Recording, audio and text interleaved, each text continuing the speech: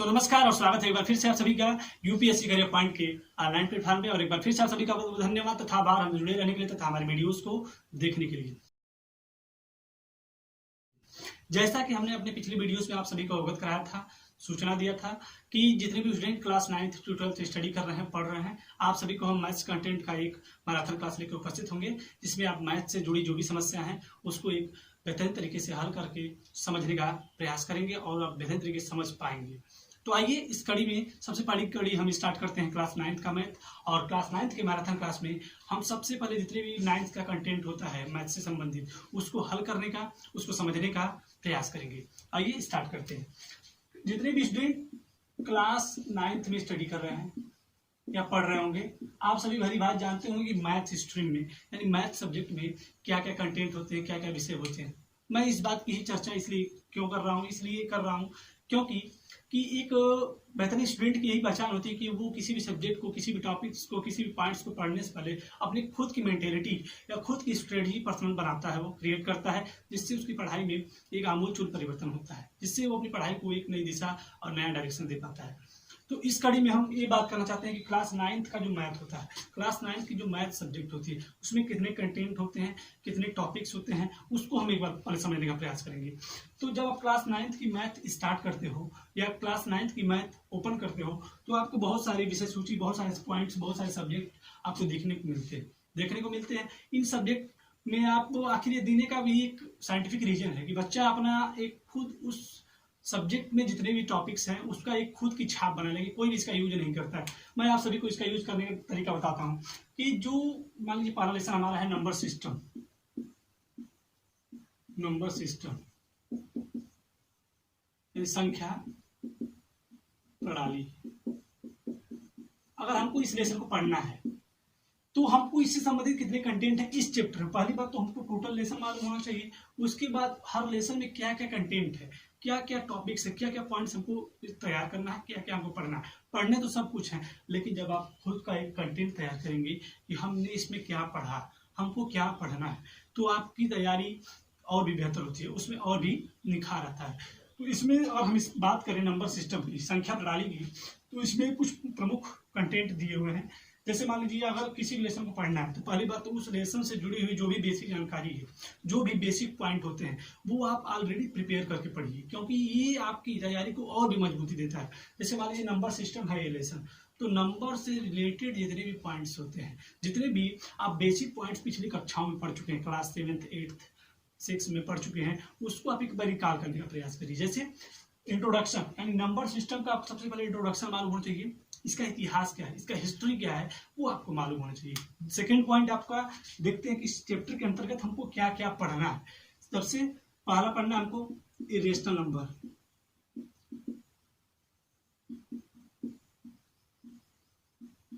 यानी अपरिमेय संख्या, अपरिमेय संख्याएं। सेकेंड पॉइंट आपको पढ़ना है रियल नंबर, रियल नंबर यानी वास्तविक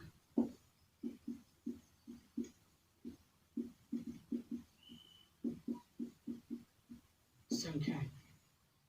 थर्ड पॉइंट आपको पढ़ना है लॉ ऑफ एक्सपोनेंट, यानी घातांक के नियम। एंड फोर्थ पॉइंट जो कंपलसरी होता है, कंपलसरी का मतलब ये है कि उसी फोर्थ पॉइंट में ये पूरा चैप्टर निहित होता है, वो उस पॉइंट का नाम है समरी। हर लेसन का आपको समरी और इंट्रोडक्शन जरूर से पढ़ना है, ये आपके लिए कंपलसरी है, क्योंकि इसी दोनों में आप उस लेसन से जुड़ी बेसिक जानकारी को प्राप्त करेंगे। जैसे इंट्रोडक्शन कंपलसरी, समरी एकदम कंपलसरी। इंट्रोडक्शन में आप उससे जुड़ी बेसिक जानकारी को पाएंगे और समरी में उसके अंतर्गत आपने क्या क्या पढ़ा वो आप पाएंगे। तो आइए बिना किसी देरी किए हम स्टार्ट करते हैं, हमको क्या क्या पढ़ना है। अगर हमको नंबर सिस्टम पढ़ना है तो जो इसकी बेसिक जानकारी है वो हमको अच्छे से मालूम होनी चाहिए, वो हमको अच्छे से जानकारी हमारे दिमाग में उसकी एक छाप अलग से बनी होनी चाहिए। तो अगर बनी है तो अच्छी बात है, नहीं बनी है तो हम इसको आज 1 मिनट के अंदर रिकॉल करने का प्रयास करते हैं, जिससे आपकी तैयारी और भी बेहतर होगी। आइए स्टार्ट करते हैं। नंबर सिस्टम में जब आप पढ़ते हैं कि इसका जो इससे जुड़े जो बेसिक फैक्ट है, वो क्या क्या है वो आपको मालूम होना चाहिए। जैसे अब हम बात करें कि नंबर सिस्टम से रिलेटेड पॉइंट्स क्या क्या हो सकते हैं। जैसे पहला आप जानते होंगे नेचुरल नंबर, नेचुरल नंबर यानी प्राकृतिक संख्याएं। सेकेंड पॉइंट आपका है होल नंबर यानी पूर्ण संख्याएं। थर्ड पॉइंट आपका है इंटीजर्स यानी पूर्णांक। फोर्थ पॉइंट आपका है प्राइम नंबर यानी कि अभाज्य संख्याएं, अभाज्य संख्याएं। फिफ्थ पॉइंट आपका है कंपोजिट नंबर यानी कि भाज्य संख्याएं।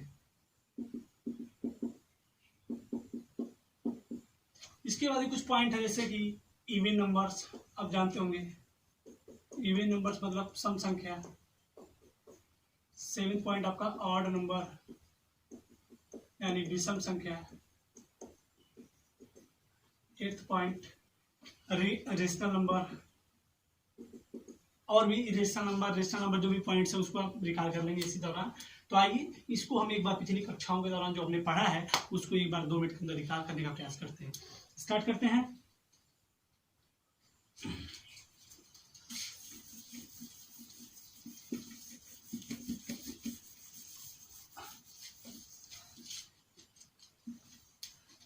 पहला पॉइंट जो कि हमने लिखा था नेचुरल नंबर। तो नेचुरल नंबर किसे कहते हैं यानी प्राकृतिक संख्या किसे कहते हैं। सबसे पहली बात आपको मालूम होनी चाहिए, जब आप छोटे थे या फिर हम लोग छोटे थे तो जब हमारे टीचर्स हमको क्लास वर्क या होमवर्क देते थे तो लिखते थे राइट काउंटिंग 1 to 100 या फिर 1 से लेकर 100 तक गिनती लिखी या फिर गिनती लिखिए। तो हमारा माइंड सेट था पहले से ही कि गिनती अगर हमें बोली गई तो हम गिनती कभी भी 0 से स्टार्ट नहीं करते थे, हम गिनती 1 से शुरू करते थे। बस वहीं से इसकी परिभाषा डिफाइन हो गई। देखिए नेचुरल नंबर की परिभाषा क्या बन गई, all counting numbers are called natural number यानी कि 1 2 3 4 एड्स 1 इनफाइनाइट तक, ये सब क्या है नेचुरल नंबर। यानी जो भी काउंटिंग नंबर हम गिनती लिखते हैं वही है काउंटिंग नंबर। होल नंबर पे आते हैं। होल नंबर में ज्यादा इसमें और इसमें अंतर नहीं, बस अंतर छोटा सा है। All counting number together with zero, all counting number together with zero are called whole number. मतलब कि क्या, जो हमने काउंटिंग नंबर लिखा है उसमें अगर जीरो को भी शामिल कर दिया जाए तो बन गया होल नंबर। मतलब कि 0 1 2 3 4 एड्स 1 इनफाइनाइट तक। अगर हमने इसमें जीरो ऐड कर दिया, शामिल कर दिया, तो ये बन गया होल नंबर। इसके बाद आते हैं इंटीजर्स पे। ये थोड़ा इंपॉर्टेंट है, थोड़ा इसको समझने का प्रयास करिएगा। देखिए याद करने से काम नहीं चलेगा, आपको समझना पड़ेगा हर हाल में, तो समझने का प्रयास करिएगा। अगर ना समझ में आए बिल्कुल आप कमेंट में हमें बताइए कि आपको कैसा वीडियो लगा।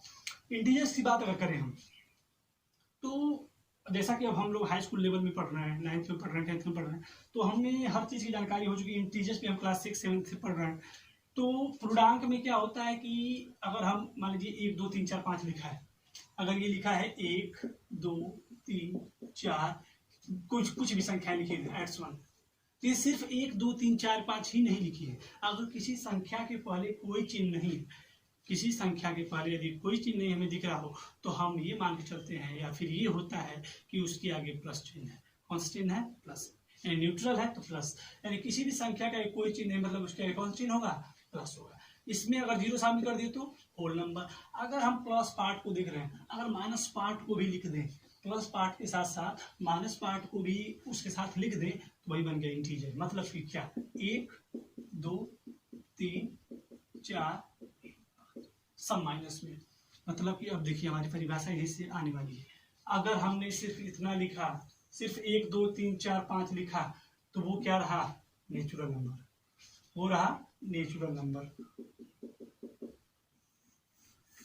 अगर हमने उसमें जीरो को भी शामिल कर लिया तो अब पूरा ये यहां से यहां तक क्या बन गया? Whole number. जब सिर्फ 1 2 3 4 5 रहा तो रहा नेचुरल नंबर। अगर उसमें जीरो भी शामिल हो गया तो बन गया होल नंबर। और इसमें प्लस पार्ट के साथ साथ अगर माइनस पार्ट भी दिख रहा है, अब पूरा मिला के यहां से यहां तक अब क्या रहेगा? यही होगा इंटीजर। यानी फिर से एक बार निकाल करते हैं हम इसको। जब हमने सिर्फ काउंटिंग लिखा तो वो कहलाता है नेचुरल नंबर। जब उसमें हमने जीरो को भी शामिल कर दिया तो वो कहलाया होल नंबर पूरा एकदम, और उसके साथ plus part minus part with zero सब ओवरऑल मिला के क्या कहलाएगा, इंटीजर्स कहलाएगा, पूर्णांक। तो ये हो गए तीनों पॉइंट्स क्लियर हो गए होंगे सबके। उम्मीद है कि आप सभी को बेहतर तरीके से समझ में आया होगा। अगला पॉइंट हम देखते हैं इवन नंबर और आड नंबर। सबको मालूम होगा कि इवन नंबर किसे कहते हैं और आड किसे कहते हैं, यानी सम संख्या और विषम संख्या। सम संख्या किसे कहते हैं, कोई भी संख्या है, कोई भी संख्या यदि 2 से डिविजिबल हो, 2 से कट जाए तो सम संख्या, 2 से कट जाए मतलब 2, 4, 6, 8 एट्स 1। कोई भी संख्या 2 से डिविजिबल है तो सम संख्या, 2 से नहीं डिविजिबल है तो विषम संख्या, 1, 3, 5, 7 एट्स 1। 2 से कट गया तो सम, नहीं कटा तो विषम। ये 2 फैक्ट आपके तैयार हो गए होंगे। अगला पॉइंट हम देखने का प्रयास करेंगे प्राइम नंबर। प्राइम नंबर मतलब अभाज्य संख्या, अभाज्य संख्या, और कंपोजिट नंबर मतलब भाज्य संख्या।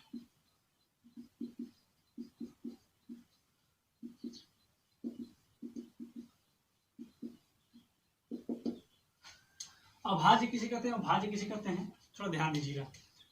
फैक्टर की बात यहाँ पे चर्चा होती है, गुणनखंड की बात होती है। फैक्टर किसे कहते हैं वो भी आपको मालूम होना चाहिए। व्यवहारिक भाषा में हम समझने का सिर्फ इतना प्रयास करेंगे कि कोई भी संख्या किसी का फैक्टर तब कहलाती है जब उससे वो एग्जैक्टली डिविजिबल हो।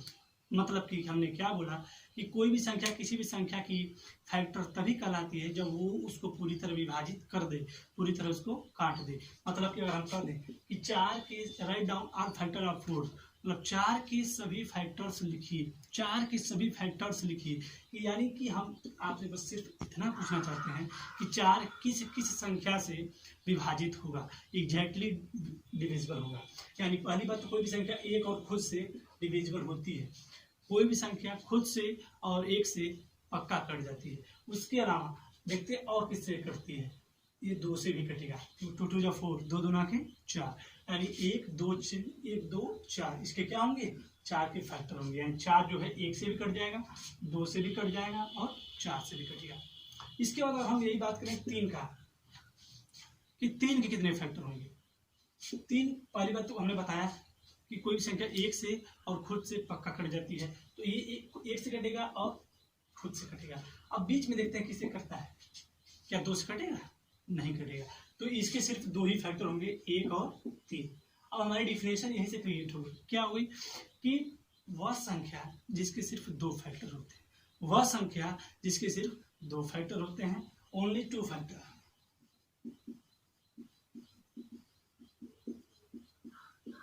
Then the number are called prime number. यानी किसी भी संख्या यदि उसके 2 फैक्टर तो वो अभाज्य संख्या कहलाएगी।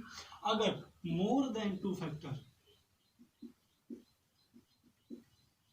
मोर देन 2 फैक्टर्स, अगर किसी संख्या के सिर्फ 2 फैक्टर तो प्राइम नंबर कहलाएगा, अभाज्य संख्या कहलाएगा। अगर 2 से अधिक फैक्टर हो गया तो कंपोजिट नंबर कहलाएगा, भाज्य संख्या कहलाएगा। एग्जाम्पल आपने देख लिया, यानी 3 क्या है अभाज्य, 4 क्या है भाज्य। तो आप लोग इसको बेहतर तरीके से समझ चुके होंगे, पढ़ चुके होंगे। तो आइए, हमने लगभग जितने भी डिफिनेशन लिखा उसको हम प्रिपेयर कर चुके हैं और हमने उसको तैयार भी कर दिया। तो हम ये उम्मीद करते हैं कि जो भी इस लेसन से संबंधित जो बेसिक पॉइंट्स थे वो आपके क्लियर हो चुके होंगे, आपने उसको भली भांति समझ लिया होगा। और देखते हैं कि अब इस चैप्टर के अंतर्गत हमको क्या क्या पढ़ना है। जैसा कि हमने बताया कि परिमेय संख्या, अपरिमेय संख्या। परिमेय संख्या किसे कहते हैं उसको भी थोड़ा हम समझ लेते हैं।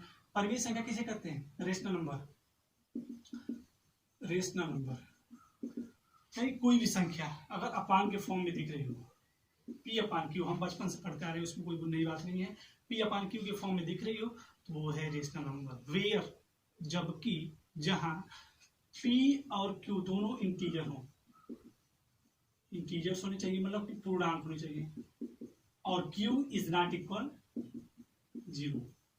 यानी हमने डिफिनेशन देखिए यहीं पे क्रिएट कर दी। हमने क्या क्रिएट किया वो हम आपको बताना चाहते हैं कि कोई भी संख्या अगर पी अपान क्यू के फॉर्म में लिखी हो तो पहली बात वो रेशनल नंबर, लेकिन कुछ कंडीशंस भी हैं। वो पी और क्यू जो नंबर्स होंगे वो दोनों इंटीजर्स होने चाहिए, इंटीजर में सारी संख्या, इस ब्रह्मांड की जो भी संख्या है वो इंटीजर्स के अंतर्गत आती है। कुछ भी 1 2 3 4 -1 -2 -3 4 0 1 कुछ भी, वो सब इंटीजर्स हैं, वो सब पूर्णांक हैं। अगर साथ में Q का मान 0 नहीं होना चाहिए, ये थोड़ी सी कंडीशन हो, जबकि 0 भी क्या है इंटीजर्स में, जबकि 0 क्या है इंटीजर्स। अब हमने डिफरेंशियल क्रिएट कर लिया कि the form of P upon Q are called rational number where P and Q both are integer but Q is not equal 0, जबकि Q का मान 0 नहीं होना चाहिए। ये हो गया रेशनल नंबर। अब जो रेशनल नंबर नहीं होगा वही है इर्रेशनल नंबर। जो संख्याएं परिमेय संख्या नहीं होती हैं वही हो गया इर्रेशनल नंबर। तो ये सारे जितने भी फैक्ट्स हमने बताए, ये आपको नंबर से रिलेटेड जो भी डिफिनेशन थी वो हमने तैयार करवा दिया। और अगले वीडियोस में आप सभी को हम इस चैप्टर में जो भी एक्सरसाइजेज दिए हुए हैं, जो भी पॉइंट्स सवाल आपको पढ़ने हैं, उसका एक मैराथन क्लास लेकर हम उपस्थित होंगे। और उम्मीद करते हैं कि आज का वीडियो आप सभी के लिए सहायक सिद्ध हुआ होगा। तब तक के लिए नमस्कार और धन्यवाद।